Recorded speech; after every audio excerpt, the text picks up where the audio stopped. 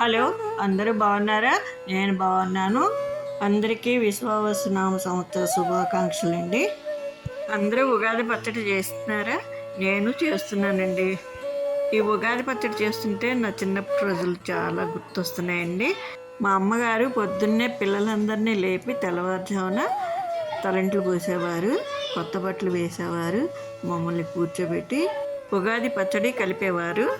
మేమంతా ఒక 10 మంది పిల్లలు ఉండేవాళ్ళం. చుట్టూతా కూర్చునేవాళ్ళం. ఉగాది పచ్చడి చేసేటప్పుడు తలా ఒకటి వేయించేవాళ్ళు. మా పిల్లలందరికీ తెలుస్తుందని చిన్న గిన్నెతో సరిపోయేది కాదు, పెద్ద గిన్నెతో చేసేవారు. నిమిషాల మీద అయిపోయేది ఆ పచ్చడి కూడాను. భలే సరదాగా ఉండేది. ఇప్పుడు మా పిల్లలు కూడా అలాగే చేయమంటారు. కొంచెంగా చేస్తే మా పిల్లలు ఊరుకోరు, పెద్ద గిన్నెతో చేయమంటారు.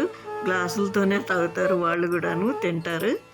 నిమిషాల్లో అయిపోతుందండి.